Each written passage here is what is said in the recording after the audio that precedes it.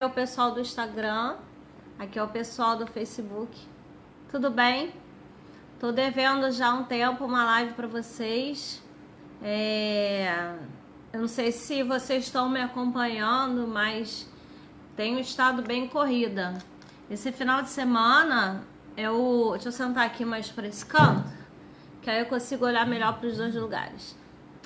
Oi pessoal, quem tá entrando agora, os 4 finais de semana tem sido, o Facebook voltou. Oi pessoal do Facebook, essas últimas 4 semanas tem sido uma correria. Esse vai ser o 4º final de semana que eu fico fora de casa. As crianças sentem saudade, as crianças reclamam, mas é por uma boa causa. Essa semana tem pós-graduação lá no Einstein de novo. E eu tô muito feliz fazendo a pós, mas foi bem embolado esse final de ano, né? Eu tenho tentado fazer live porque é a forma que vocês mais gostam de comunicação. Sempre que eu faço live eu recebo um retorno muito positivo. Muita gente elogia, muita gente faz pergunta. E depois, durante um tempo, né, ele fica no ar e as pessoas ainda ficam com envolvimento grande com a live. Hoje, então, primeiro eu quero pedir desculpa para todo mundo, porque eu não tenho vindo tanto, com tanta assiduidade, mas eu tô de volta. Lembrando que segunda-feira vai ter uma live muito legal com a Paula Prati, que é a nutricionista lá da Oncoclínica, que trabalha comigo. E a gente vai falar sobre comidinhas de Natal em pacientes que fazem quimioterapia, pacientes oncológicos. Assunto imperdível. A Paula vai dar várias dicas. Adoro Paula, ela é super top. Então, segunda-feira, acho que a gente marcou 5 horas ou 5h30. A gente vai soltar o aviso essa semana para a gente falar de comidinhas de Natal e pacientes que estão em tratamento oncológico. Então, esperamos vocês lá. E em breve também já estou agendando com uma outra Nutri Mega Blaster que eu amo demais, que é a Patrícia Reis. A gente vai fazer uma live falando de microbiota intestinal. Que será microbiota intestinal? É um assunto novo para mim enquanto oncologista, mas para os nutricionistas já é um assunto antigo. E a gente vai falar sobre o uso de antibióticos, o uso de probióticos, por que é importante a gente comer fibra, ter uma dieta equilibrada, qual a importância para o nosso intestino. A nossa flora intestinal, a gente tá com ela preservada para evitar câncer e outras doenças. Então essa é uma live que vem, mas primeiro é a da Paula, no Natal, antes do Natal, segunda que vem, e depois uma com a Patrícia, tá? Também quero fazer uma live com a Silvana, que é psicóloga oncológica, pra gente abordar algumas questões. E com a Glauce também, ela tá na fila. Aliás, tem muita gente na fila e eu não consigo organizar nada, porque eu tô numa correria. Mas isso daí tá na minha listinha de 2019, muitas lives para vocês. Então vamos falar sobre o que eu vim falar aqui, né? Eu vim falar sobre o San Antonio Breast Cancer Symposium. O que é isso? Foi o simpósio que eu participei na semana passada. Ele foi do dia 4 a 8 de outubro, de dezembro.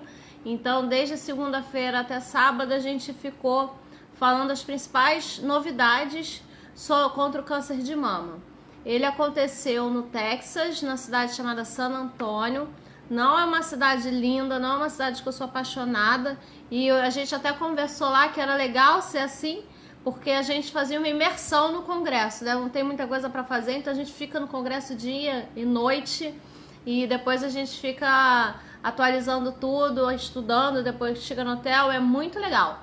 É o maior congresso sobre câncer de mama no mundo.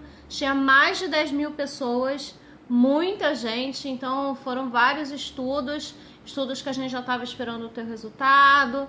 Então a gente teve bastante novidade. E eu vou falar tudo para vocês. Eu não vou falar nada que seja muito complicado, até porque meu objetivo aqui é tirar dúvidas. Então eu vou falar dúvidas fáceis e novidades sejam tranquilas de todo mundo entender. E todo mundo ficar feliz, porque a história da oncologia tá mudando e a gente é muito grato por isso, sabe? Teve um gráfico que mostraram lá no congresso, que eu até botei no meu stories, né? Comparando como é que era a quimioterapia há 30 anos e como é que era agora, como é que é agora em termos de sobrevida, né? E é absurdo como em 30 anos as pacientes estão vivendo muito mais, né? A gente tem uma qualidade de vida e uma chance de sobreviver do câncer muito maior. Aí você pensa, poxa, mas todo mundo que eu conheço tem alguém que tem câncer de mama, todo mundo, eu só ouço falar disso. É porque realmente agora a gente diagnostica mais gente, a gente diagnostica mais cedo, a população está aumentando, a incidência, o número de pessoas com câncer tem aumentado, mas a mortalidade por causa do câncer tem diminuído muito.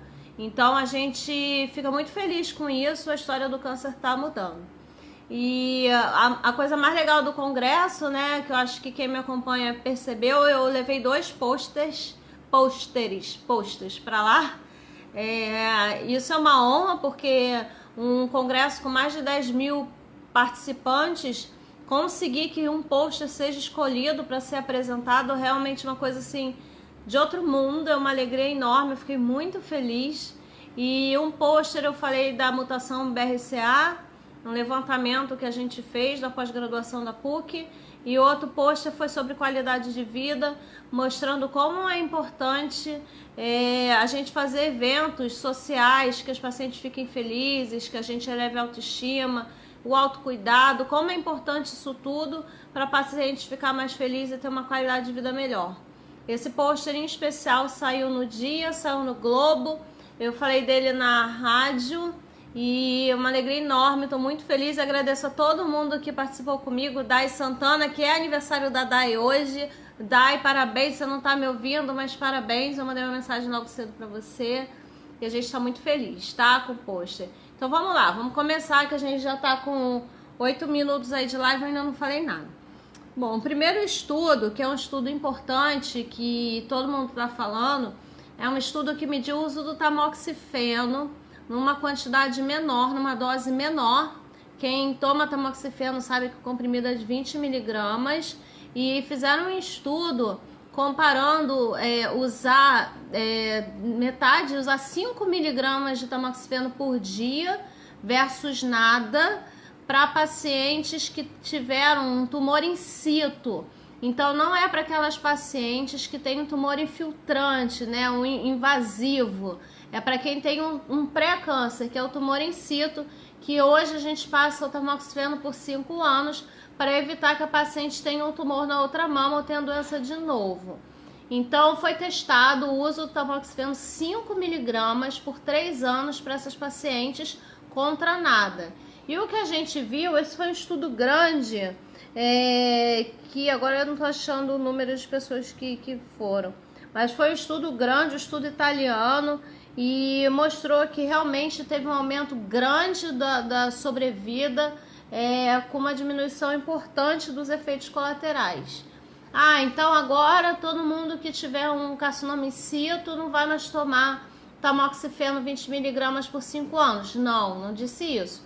Esse é o primeiro estudo. Sempre que esses estudos saem no congresso, né, na maioria das vezes a gente tem que testar, retestar, fazer um estudo maior para a gente poder ter certeza.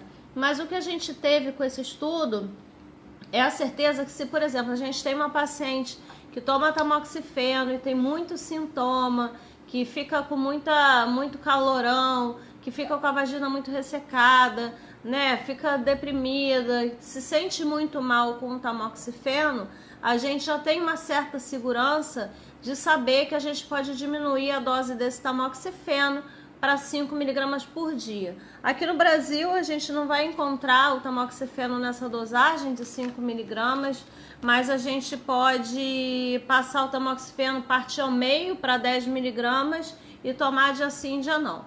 Então, a mensagem, né, desse estudo é saber que pode ser que mais para frente os pacientes não precisem tomar tanto tempo, nem por essa dose tão alta. Falta um estudo que compare o tamoxifeno de 20 miligramas contra o de 5, para ver se vai ter o mesmo benefício. Mas há uma tendência, né? A gente já sabe agora que numa dose menor tá legal.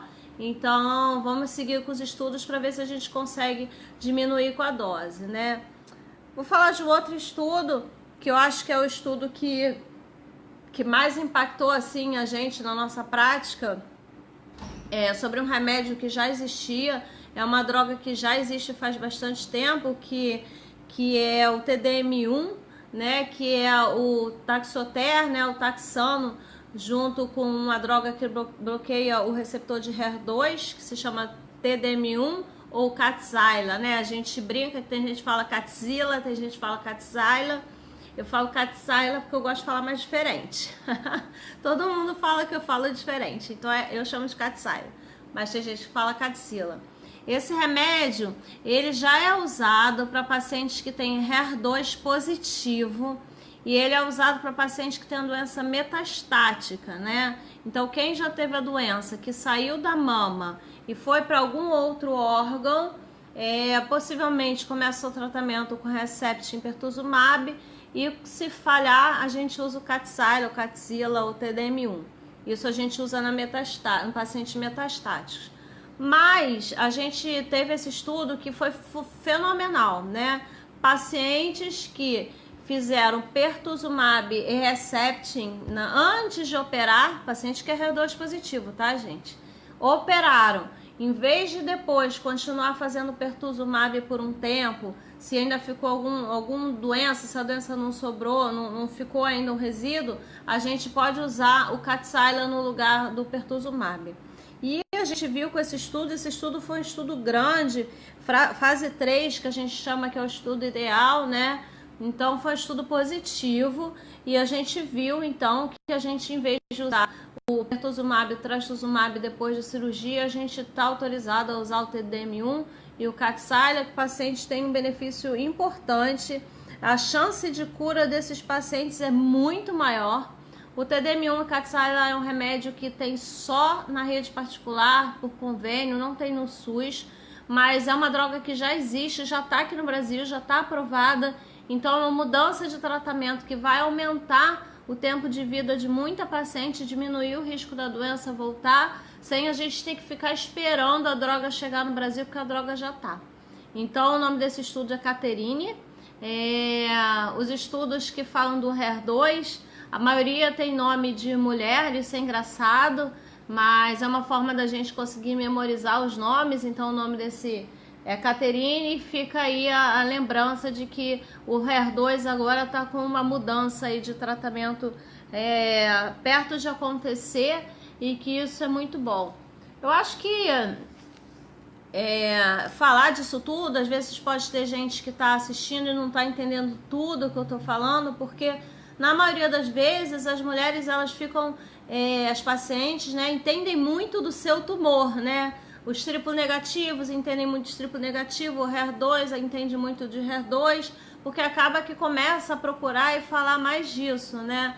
Mas é importante ter a noção com essa nossa conversa da quantidade de tratamento novo que está chegando e de como que as pacientes agora têm um leque enorme de remédio e a chance de cura e a chance de não ter mais a doença. Então essa nossa conversa é boa, é uma conversa positiva, é uma conversa para vocês ficarem bem felizes de ter tanto tratamento assim, isso é bem legal. Tem bastante gente entrando aqui no Instagram. Doutora Amanda, a Amanda tá sempre aqui na minha live, proctologista do Sírio, minha amiga pessoal. Amanhã eu vou tirar foto com ela, tá aqui. E Roberta, minha paciente linda, tudo bem? Então vou continuar aqui um pouco falando. Queria mandar essa mensagem para vocês de que, mesmo não entendendo absolutamente tudo que eu tô falando, a importância que tem eu estar mostrando para vocês de estar com esses novos tratamentos, as opções novas de tratamento que a gente tem, né? Uma pergunta que as pessoas sempre me fazem, né? Fala do triplo negativo, fala alguma coisa de novo. O triplo negativo, as pessoas têm muita dúvida neles, e ontem eu tive um caso interessante, não é interessante, né? Mas é bom citar para vocês terem uma ideia, que o pessoal fala que triplo negativo é o mais agressivo. De certa forma Quem é triplo negativo? O triplo negativo é quem? É HER2 negativo, receptor de estrogênio negativo, receptor de progesterona negativo. Por isso que é triplo negativo. E por que que, de uma certa forma, o pessoal acha que é mais agressivo e é mais agressivo? Porque além do triplo negativo crescer um pouco mais rápido do que a maioria dos tumores, ele também não tem, por exemplo, o tamoxifeno, o anastrozol, não tem nenhum remédio que a gente possa, desse sentido de bloqueio hormonal, usar para ele. Então, em geral, a gente só pode usar quimioterapia. Então, é por isso que o HER2, o triplo negativo, ele tem essa visão aí de ser mais agressivo. Mas o legal, né, o que a gente está feliz é de saber desde o último congresso que a imunoterapia se mostrou benéfica para quem é triplo negativo. Por que o triplo negativo é um dos tumores que a imunoterapia é boa, né? Porque a imunoterapia, ela serve principalmente para tumores que são muito diferentes, sabe? Tumores que foram muito mutados, que tem muita alteração, que são muito diferentes da célula inicial. E os tumores triplo negativos são dessa forma. Então, a imunoterapia, ela veio para tratar dos pacientes com metástase de triplo negativo. Desculpa. Mas com o tempo, a gente vai testar a imunoterapia para pacientes que são HER2 positivos também, hormônio positivo, mas isso com o tempo, tá, gente? Demora, porque a imunoterapia para câncer de mama nem aqui chegou no Brasil, né? E teve um estudo, sim, lá, que serviu para a gente estudar o triplo negativo, que foi uma droga, agora eu não vou achar o nome da droga, é o pembrolizumab. Ele mostrou que teve um benefício muito grande comparado à quimio isolada. Quimio mais essa droga teve uma resposta importante, um aumento de sobrevida muito grande, mas para quem tem uma mutação chamada PDL1 positivo. É difícil explicar isso, mas só para vocês terem uma ideia, uma célula, né, de tumor é uma célula, fazendo mímica de como é célula. Ela tem vários núcleos aqui dentro, tem o DNA e tem vários lugares de ligação. Vem alguma célula aqui por fora tentar conectar na membrana dessa célula e fazer um sinal lá para dentro. Os tumores triplo negativos, depois de estar fazendo muito tratamento, eles mudam, eles fazem uma mutação, isso a gente chama de resistência, para tentar continuar crescendo sem se aborrecer com a quimioterapia que está sendo feita. Então eles mesmos criam uma forma de mudar de jeito para conseguir resistir à quimioterapia. Então tem uma molécula chamada PDL1 que alguns desses tumores fazem essa mutação, e aí nesses pacientes a imunoterapia se mostrou benéfica. Então assim, a gente já sabe agora que tem um grupo que dentro do triplo negativo que tem benefício fazer imunoterapia, e olha, um benefício muito importante, é uma resposta grande. Então quem é triplo negativo, esperanças ligadas, porque cada vez mais as drogas estão chegando e a história dos tumores estão mudando, tá? Por que é legal falar disso, né? Às vezes as pessoas falam, vou tomar um remédio que cura o câncer todo, vou tomar uma erva, alguma coisa que me passaram, que tomou pro câncer de não sei o que e resolveu. Então assim, só para você ver, né, dentro do triplo negativo tem um percentual de 30% de pacientes que pode responder a tal droga, né? Então assim, o câncer de mama pode ser HER2 positivo, HER2 negativo, receptor de hormônio positivo, receptor de estrogênio negativo. Então assim, são vários tumores dentro de um câncer de mama só. Eu tô falando isso porque ontem eu tive uma paciente que foi triplo negativa na primeira vez. Aí ela falou assim, eu já li que meu triplo negativo ele é mais agressivo, então eu vou passar, vai ser muito ruim com ele, porque eu vou morrer dele. Eu falei, mas de onde você tirou isso? Eu li, né, doutora, na internet e tudo. Só que, gente, quando a gente vê que é o triplo negativo, a gente tem que ver o tamanho do tumor, o grau do tumor, o Ki-67 do tumor, a idade da paciente. Então, por exemplo, um tumor triplo negativo que tem 7 centímetros, né? Não tem como comparar esse triplo negativo de 7 centímetros com um tumor triplo negativo de 2, de 1 centímetro. São histórias completamente diferentes. São pacientes que têm um prognóstico completamente diferente. Então, gente, pelo amor de Deus, não comparem seus tumores, suas histórias sem uma com a outra, sem ninguém saber o que a outra está passando. Cada um tem sua história, cada um tem seu efeito colateral. O tumor, para a gente descobrir qual é o tratamento que a gente vai fazer, a gente olha mais de 15 variáveis. Então, assim, a gente depende de muita informação para a gente tomar a decisão de fazer o tratamento. Isso que a gente chama, essa imunoterapia, esses remédios que eu estou discutindo, que eu estou conversando com você, se chama medicina personalizada. O que é medicina personalizada, né? Cada vez mais a gente tem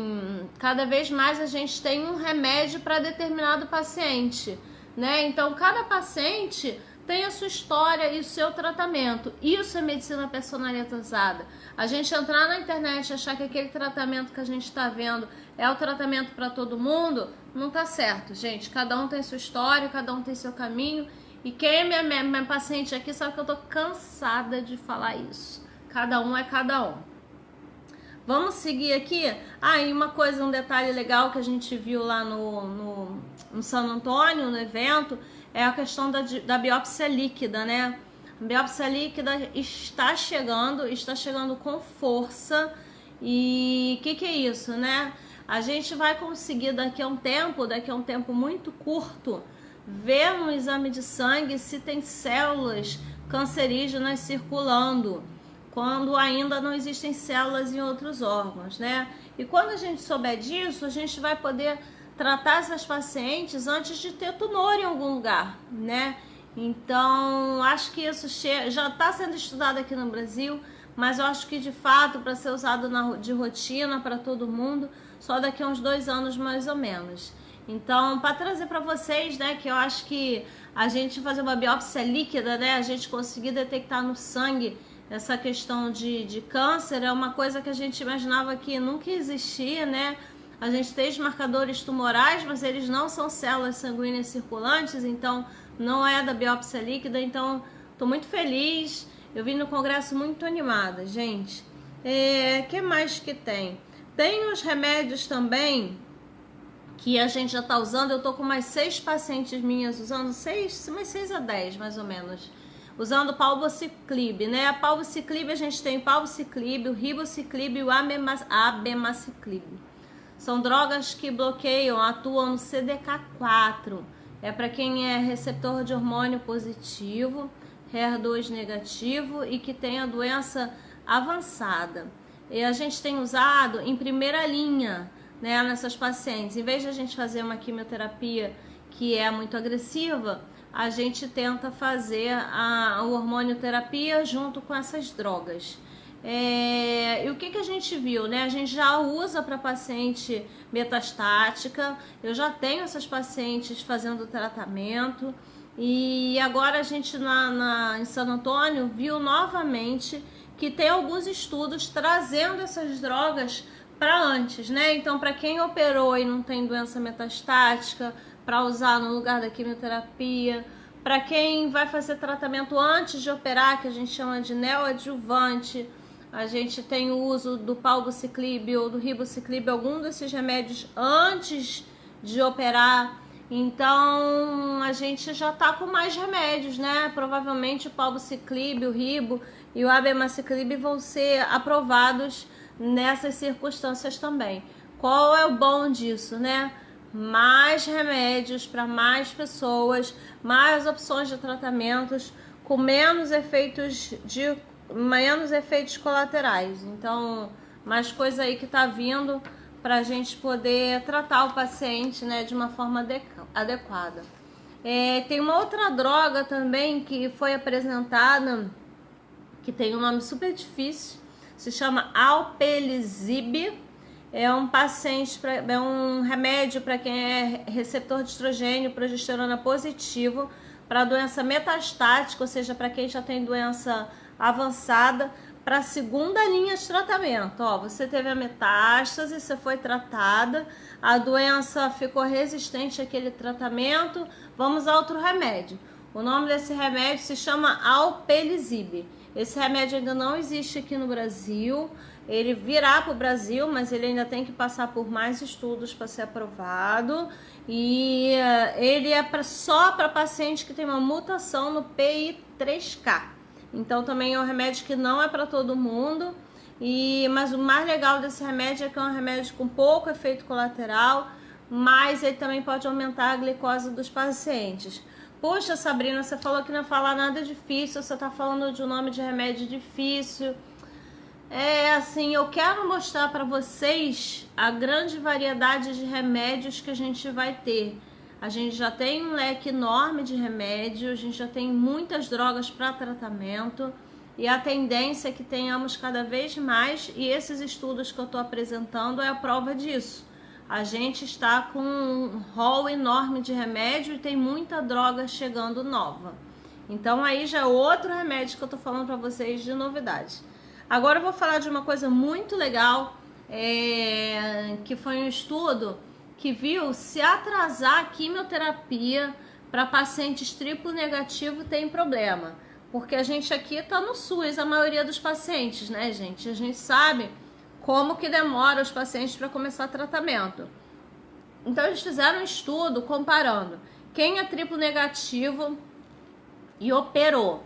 Esse paciente começando a quimioterapia 30 dias depois da cirurgia, entre 30 e 60 dias depois da cirurgia e mais de 60 dias depois da cirurgia. Então a gente viu, tô com vontade de espirrar, gente. Repara não vou espirrar. A gente viu que faz muita diferença sim.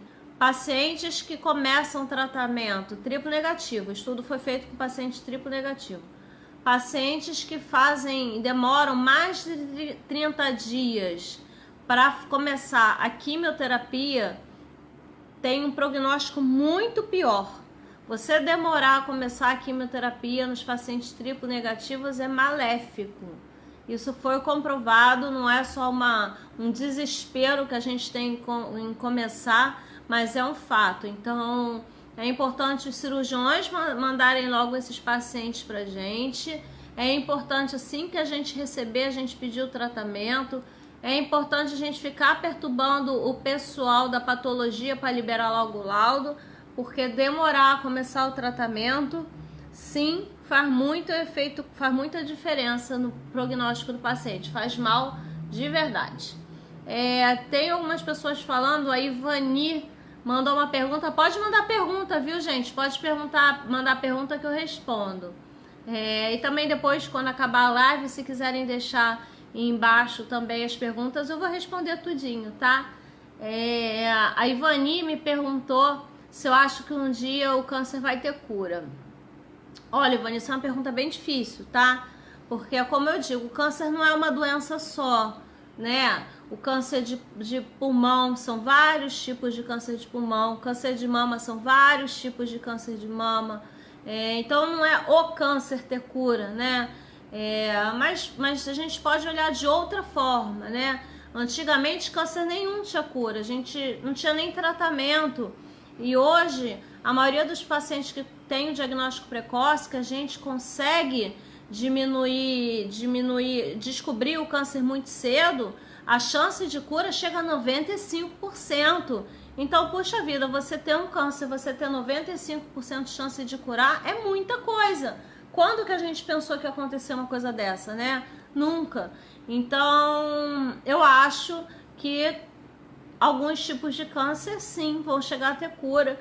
Quanto mais cedo diagnosticados, melhor, maior a chance de cura. E lembrar sempre que essa história de o câncer ter cura não existe, porque o câncer são muitas doenças, entendeu? Igual você falar, diabetes vai ter cura? Depende, diabetes tipo 1 ou diabetes tipo 2, porque tipo 1 é insulino dependente, talvez não tenha cura, porque é uma coisa que vem a mais longo prazo, mas a diabetes tipo 2 tem muita relação com a alimentação. E, por exemplo, e a hepatite, né? Hepatite tem hepatite A, B, C. A é aguda, a gente trata ali e resolve o problema. A B demora mais um pouquinho. Então não dá pra gente falar assim de uma forma genérica se o câncer vai ter cura, sabe? Isso envolve muita coisa, né? A Eliette também falando que se é verdade que câncer de mama HER2 positivo, depois de 4, 5 anos é muito difícil voltar. A gente sabe que não só o HER2 positivo, mas quanto mais longe da data do diagnóstico, menor é a chance do problema voltar, né? Então, normalmente o triplo negativo é um que se recai precoce, mais cedo normalmente, mas a gente tem alguns que são tardios. E tanto o HER2 como o receptor hormonal positivo, eles recaem mais tarde. O HER2 positivo não, normalmente é um pouquinho mais cedo também. Não igual o triplo negativo, mas também dentro dos 5 anos. Os receptores hormonais positivos, né, a gente sabe que tem bastante recidiva tardia. Então tem pacientes que vêm depois de 5 a 10 anos que podem ter recaída. E é por isso que a gente tem cada vez mais em pacientes de mais risco, tem recomendado usar o hormônio, a hormonioterapia, o tamoxifeno, o anastrozol por mais tempo, tá? Teve alguém que falou do Xeloda, eu acho que foi a Aline. Eu até tinha feito post no começo e a Aline não entendeu muito bem o que eu tinha falado, né? Para triplo negativo, por exemplo, a paciente está com câncer de mama, faz a quimioterapia antes de operar, opera a mama e aí depois normalmente essa paciente vai para radioterapia, né? O triplo negativo. A gente tem uns estudos que viram o seguinte: essa paciente que fez a quimioterapia antes de operar, o tumor não sumiu na cirurgia e faz o Xeloda depois de operar, essa paciente tem benefício de fazer o Xeloda sim. Pacientes com maior risco, não é para todo mundo, e a gente não está fazendo isso em todo lugar, é uma coisa que está começando agora.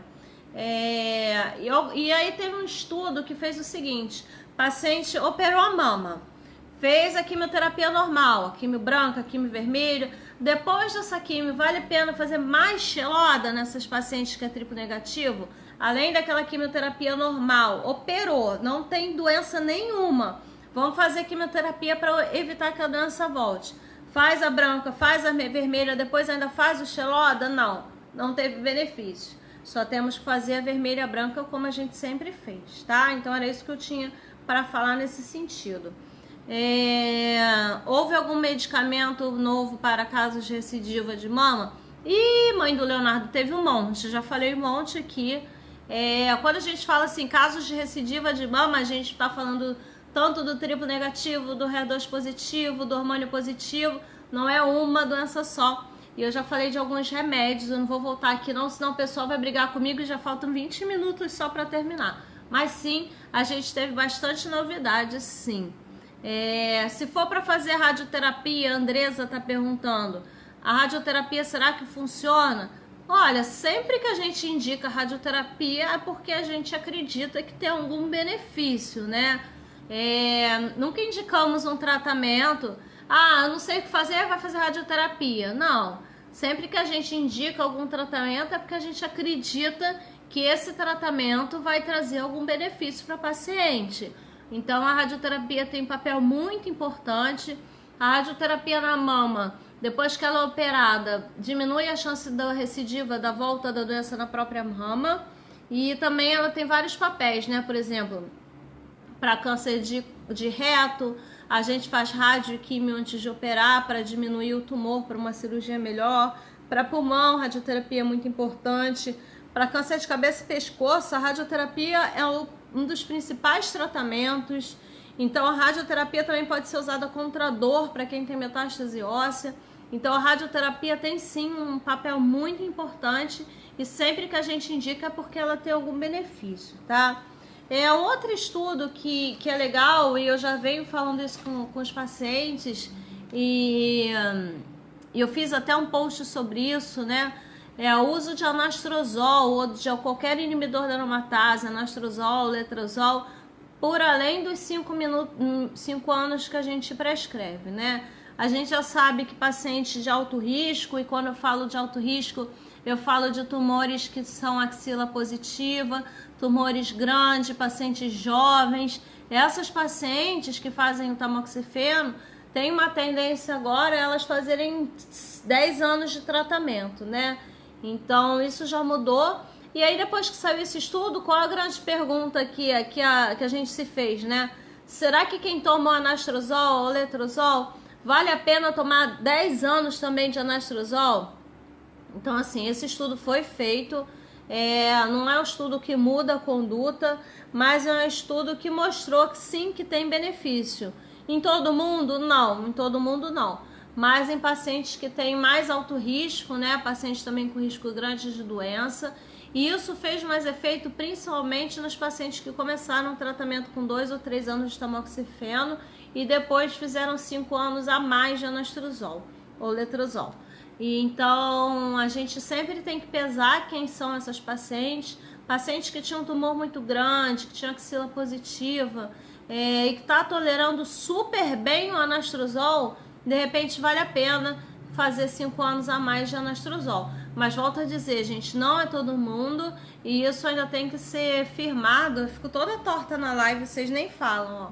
E isso tem que ser discutido ainda com o tempo, mas eu acho que é uma coisa que tá para acontecer, de cada vez mais a gente usar mais tempo de hormonioterapia, principalmente pelo que eu falei um pouco agora atrás. A gente sabe que quem é receptor de hormônio positivo tem uma tendência um pouco maior, não é para desesperar ninguém, porque agora todo mundo está bem acompanhado e usando os remédios direitinho, mas existe uma tendência à recidiva da doença voltar mais para a tarde. Então a gente tem uma tendência a usar o remédio por mais tempo, tá? Eu quero fechar, falta 20 minutos, né, de live, eu já falei 40, mas eu deixei meus 2 queridinhos para o final, tá? Tem algumas pacientes aqui me vendo, acho que tem umas 7, umas 10, não sei, isso tá subindo rápido, eu não sei. Estão me vendo e elas sabem quanto que eu bato na tecla da questão de exercício e de dieta. Não é de hoje que eu falo isso, e eu falo isso por quê? Porque eu quero ser chata? Não. A nossa população é uma população culturalmente com hábitos alimentares muito ruins, que praticam pouca atividade física. E isso muda muito, né? Aumenta o risco da doença acontecer, né? A gente tem um risco maior de ter câncer para quem é obeso, sedentário e não se alimenta bem. Quem teve a doença e não faz atividade física, nem se alimenta bem, também tem um risco maior da doença voltar.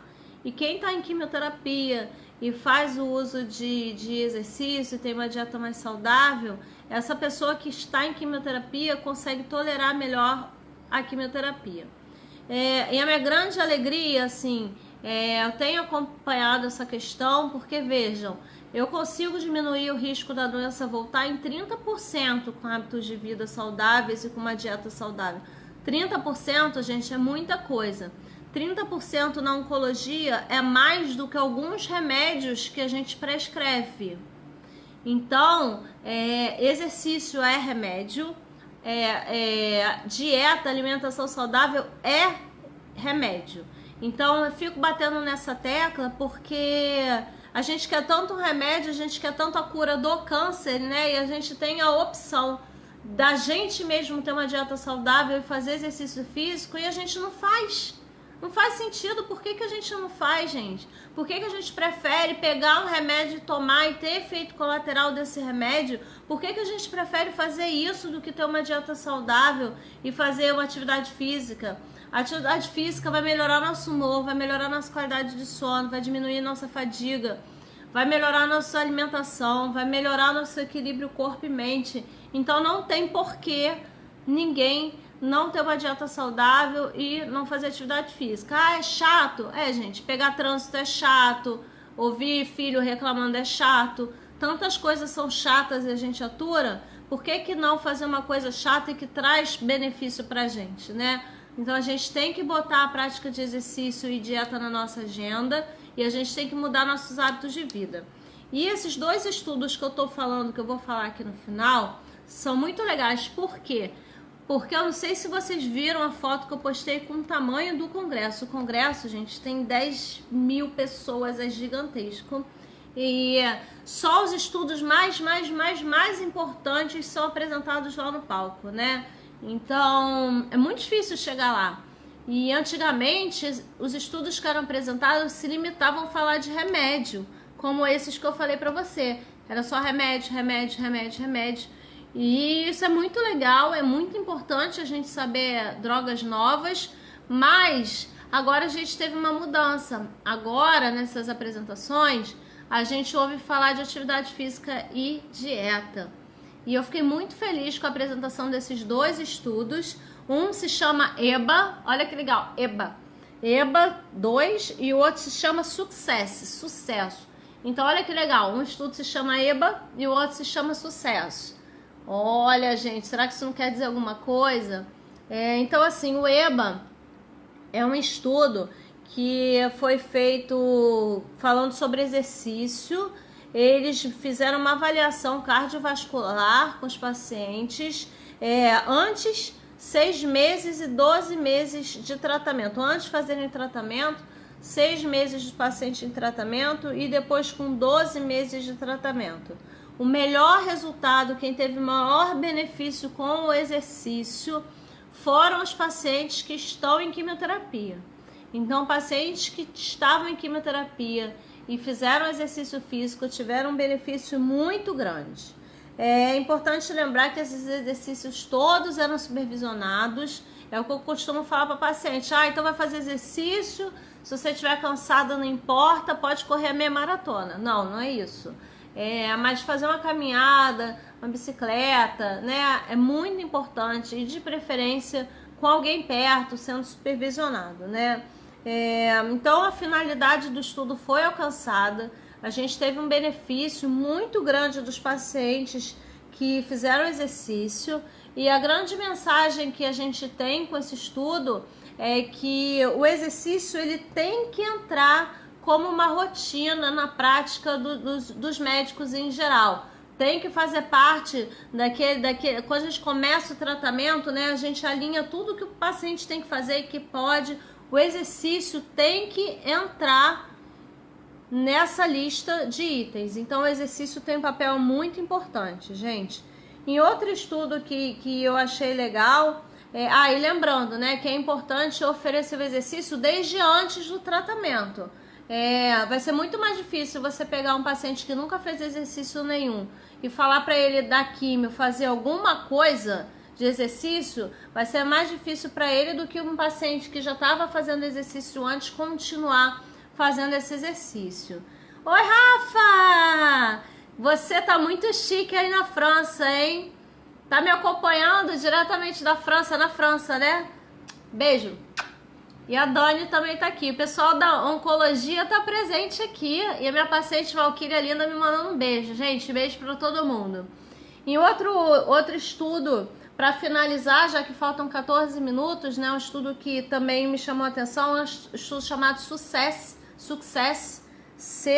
É um estudo que avaliou mudança de estilo de vida nas pacientes oncológicas. Esse estudo, o que ele chama de mudança de estilo de vida, né? Ele fala de exercício, ele fala de dieta, diminuição de gordura. E eles escolheram mais de 2.200 pacientes. Um estudo fase 3, quer dizer, um estudo importante que já está consolidado, que acompanhavam por telefone as pacientes para saber se elas realmente estavam fazendo exercício físico ou não. E o mais legal do estudo foi ver a dificuldade de aderência dos pacientes. O que quer dizer isso? Como que é difícil mudar o hábito de vida dos pacientes, né? É muito difícil você fazer alguém que não faz atividade física começar a fazer, uma pessoa que tem uma dieta muito ruim começar a fazer dieta. O exercício, o estudo comprovou essa dificuldade. 64% dos pacientes conseguiram completar o estudo fazendo as mudanças. E o mais legal é que os pacientes que conseguiram diminuir o peso, esses sim tiveram um benefício muito grande com a mudança de estilo de vida. Então, assim, apesar da pouca aderência, né, poucos pacientes aderiram ao estudo, quem aderiu teve um benefício importante em qualidade de vida, em sobrevida, enfim. Dito isso, a gente vê como esses dois estudos, um falando de exercício e outro falando de estilo de vida, como que com ambos a gente consegue aumentar a sobrevida dos pacientes e ter uma qualidade de vida maior. Então, volta a bater na tecla do exercício, da atividade física, são remédios como todos os outros que vocês tomam. E lembrando também que a gente pode acrescentar a esses dois a questão da yoga, a questão da meditação, que também tem um benefício classe A, comprovadamente, é comprovado cientificamente, e a gente consegue baixar aplicativo, a gente consegue fazer de várias formas, não precisa ter dinheiro, não precisa ser rico, nada disso, só preciso ter um pouco de tempo e em busca disso, desse equilíbrio corpo-mente, ter uma dieta saudável. Eu costumo falar para meus pacientes que o tratamento do câncer não é uma pessoa só lutando contra uma doença, né? É um tripé que sou eu enquanto médica, é o remédio enquanto droga e o paciente. Então o paciente faz parte desse tripé, gente. A gente só fica em pé se vocês fizerem sua parte. E a parte de vocês está em fazer dieta, fazer exercício, não começar a fazer tudo que lê, porque muita coisa atrapalha mais do que ajuda. É importante vocês manterem sua vida social, terem seus momentos de prazer, e isso faz parte do tratamento também. A gente hoje sabe que não é só o remédio que a gente está tratando, né? A gente sabe que é importante o paciente como um todo estar envolvido e estar participando ativamente do tratamento. Estamos com 10 minutos para o final da live. Vou dar os recados finais de novo, né? Porque eu cheguei a falar disso no começo, mas estava vazio aqui. A primeira coisa que eu quero lembrar, é que segunda-feira tem live com a Paula Prati.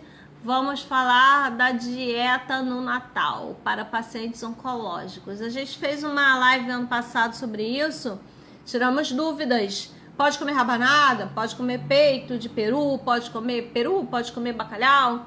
Enfim, a gente vai tirar as dúvidas. Se quiser, já podem ir deixando dúvidas.